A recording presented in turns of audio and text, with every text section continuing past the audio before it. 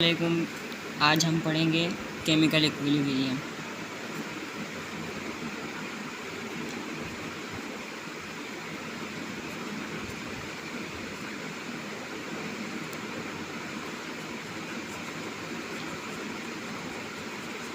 सबसे पहले chemical equilibrium जानने के लिए हमारे को पहले ये मालूम होना चाहिए कि रिएक्शन किस तरह का होगा तो इक्विलिब्रियम होगा। टाइप्स ऑफ रिएक्शन पहले पढ़ेंगे हम।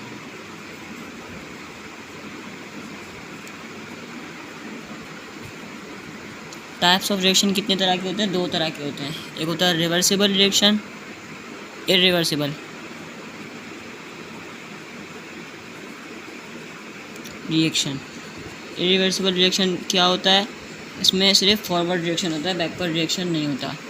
और ये प्रोसीड करता है proceed to completion, proceed to completion, मतलब ये कंप्लीट हो जाता है। और उसको हम क्या वन वे रिएक्शन भी बोलते हैं।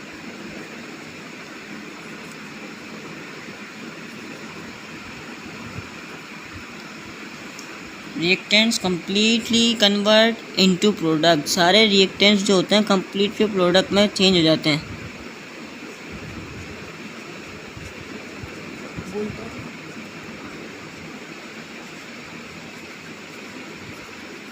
कन्वर्टेड रिएक्टेंट कम्प्लीटली कन्वर्टेड हो जाएंगे किसमें? प्रोडक्ट में। ये वन वे रिएक्शन होता है। जैसे कि इसका रिएक्शन जो होगा क्लियर नहीं आता। जैसे कि टाइम 0 था, रिएक्टेंट 100% था और प्रोडक्ट 0% था। अब टाइम जब हो गया मैक्सिमम टी प्राइम तो रिएक्टेंट हो जाएगा 0% और प्रोडक्ट हो जाएगा 100%। एग्जाम्पल इसके आपको मैं दे देता हूँ। इसमें किस तरह के एग्जाम्पल हो गए? कंबशन हो गया, गैस का जलना, कंबशन हो गया। जैसे कि C प्लस O2 तो बनेगा CO2। जैसे कि CH4 है मीथेन, मीथेन को हम कराएंगे ऑक्सीजन से रिएक्शन तो क्या बनेगा? कार्बन डाइऑक्साइड और वाटर।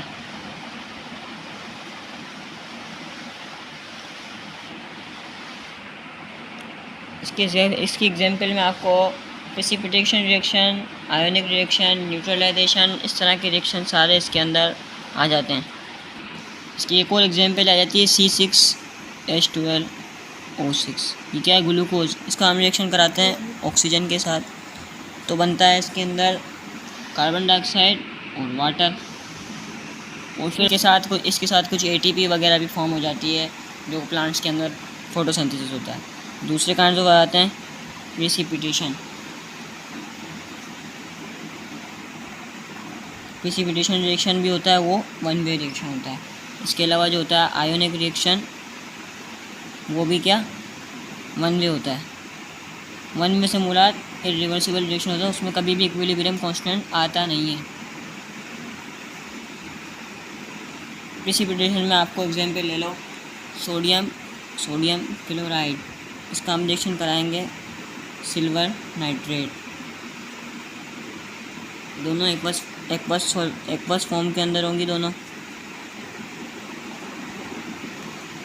बनेगा हमारे पास silver chloride plus sodium nitrate.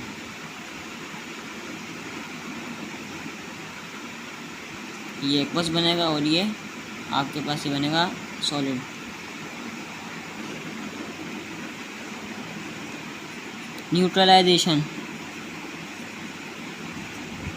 Neutralisation भी वन वे रिएक्शन होता है जिसमें एसिड और बेस रिएक्शन करती है। एसिड रिएक्शन करता है बेस के साथ और फिर क्या बनता है वहाँ पे? Salt and water.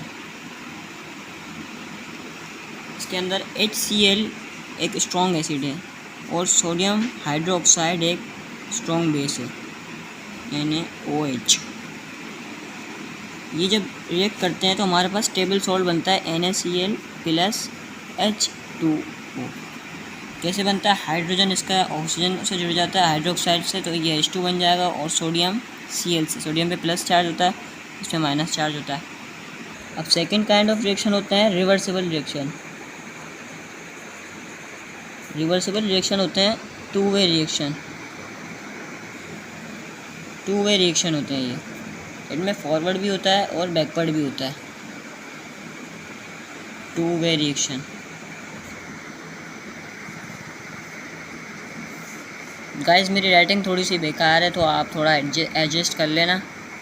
ये नेवर गोज टू कम्प्लीशन, ये कभी भी कंप्लीट नहीं होते, ये हमेशा चलते रहते हैं। रिएक्टेंट प्रोडक्ट में बनता रहेगा, प्रोडक्ट रिएक्टेंट में बनता रहेगा और इस तरह ये चलते रहेंगे और इनकी एक पोजीशन आएगी जो ये इक्विलिब्रियम में आके रुक जाएंगे कि इस अमाउंट के रिएक्टेंट प्रोडक्ट में बनेंगे और इतना प्रोडक्ट इतने रिएक्टेंट में बनेगा। वो इनकी एक ख़ास इनकी जो पोजीशन होगी, नेवर गोज टू कम्प्लीशन।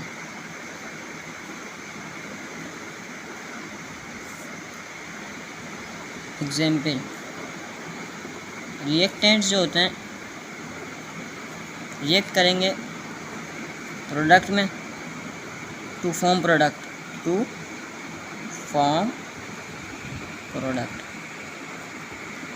और ये इसी तरह वाइस वर्सा चलता रहेगा। फिर वापसी प्रोडक्ट रिएक्टेंट में बनेंगे, रिएक्टेंट प्रोडक्ट में बनेंगे और एक इक्विलिब्रियम इनका आ जाएगा जिनमें दोनों इक्वल अमाउंट में बनते रहेंगे।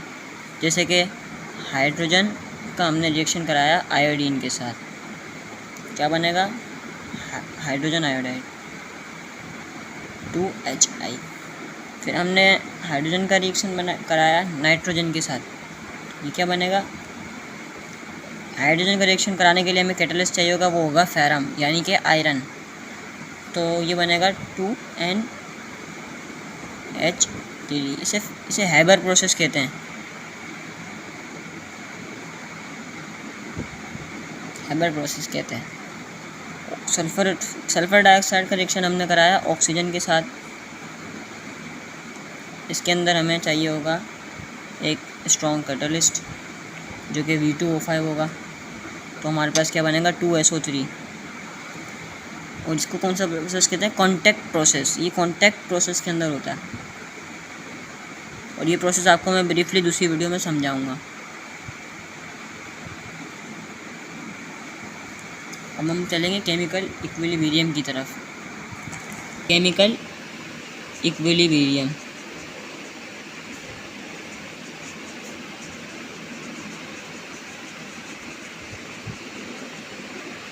थोड़ी राइटिंग बुरी है, थोड़ा एडजस्ट कर लीजिएगा आप लोग। रिएक्टेंट कन्वर्ट होगा प्रोडक्ट में, प्रोडक्ट कन्वर्ट होगा रिएक्टेंट में।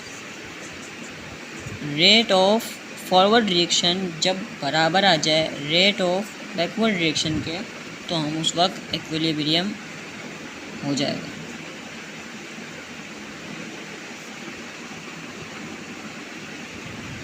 Equilibrium.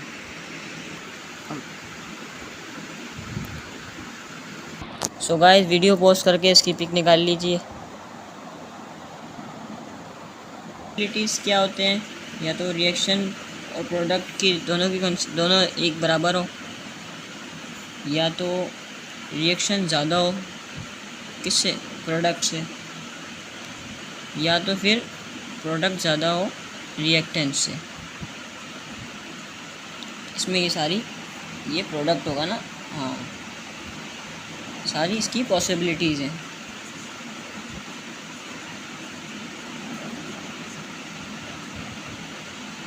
Both reactant and product react but same ratio, ऐसा भी हो सकता है।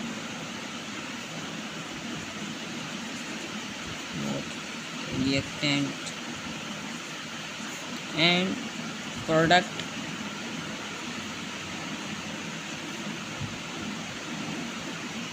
रिएक्शन केमिकल इक्विलिब्रियम में रिएक्टेंट प्रोडक्ट में चेंज होता है, प्रोडक्ट रिएक्टेंट में, दोनों एक ही टाइम में कर रहे होते हैं, इसलिए हम इसको डायनेमिक इक्विलिब्रियम कहेंगे। Both reactant and product but with same ratio.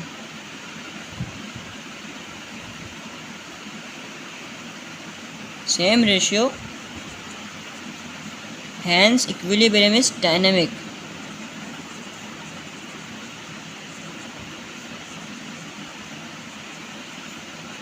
Is dynamic in nature, dynamic in nature. Concentration of product and reactant remain constant.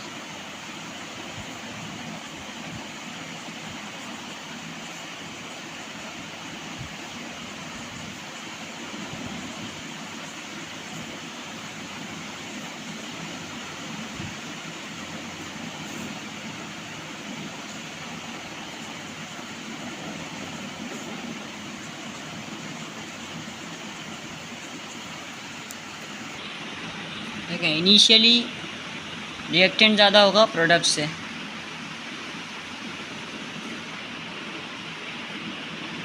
Reactant क्या होगा, प्रोडक्ट से ज़्यादा होगा।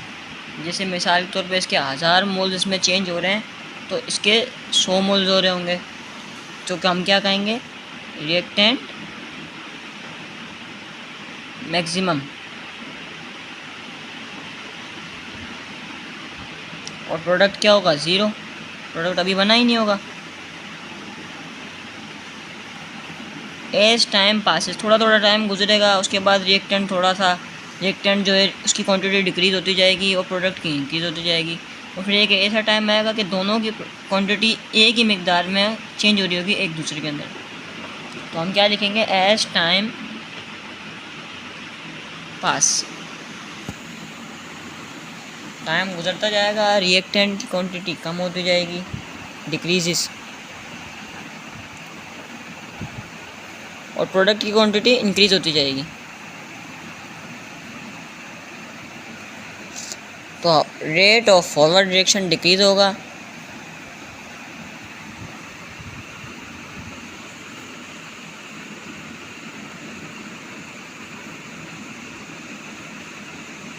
और rate of backward reaction increase होगा। RF rate of forward reaction decrease, decrease माने कम होगा, और rate of backward reaction increase होगा। ज़्यादा रिएक्टेंट ज़्यादा है तो वो प्रोडक्ट में वो कम बनते जाएंगे, तो आहिस्ता आहिस्ता कम होता जाएगा ना रिएक्शन, आहिस्ता आहिस्ता रिएक्टेंट कम होते जाएंगे तो फॉरवर्ड रिएक्शन कम होता जाएगा।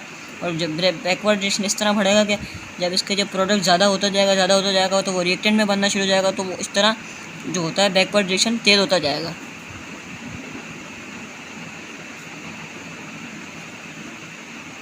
इंक्रीजेस स्पेलिंग थोड़ी गलत लिख दिया, REASE इंक्रीज। RB क्या होगा, ग्रेटर होता जाएगा, आहिस्ता आहिस्ता वक्त गुजरते के साथ बढ़ता जाएगा। एट इक्विलिब्रियम, जब इक्विलिब्रियम अचीव होगा, जब इक्विलिब्रियम की पोजीशन आ जाएगी, जब ऐसा वक्त आ जाएगा कि दोनों एक दूसरे से थक हार के बैठ जाएंगे और एक दूसरे की क्वांटिटीज़ में चेंज होना शुरू हो जाएंगे, तो दोनों रिएक्शन सेम आ जाएंगे, RF इक्वल्स RB। इसकी क्या होगी, यूनिट क्या होगा इसका, मोल अपॉन वॉल्यूम। क्या होगा, मोल पर डेसीमीटर क्यूब, मोल पर DM क्यूब, मोल गलत हो गया, DM क्यूब, या मोल पर लीटर भी कह सकते हैं हम, या हम मोलर भी कह सकते हैं। इसका एक और यूनिट होता है मोलर, M।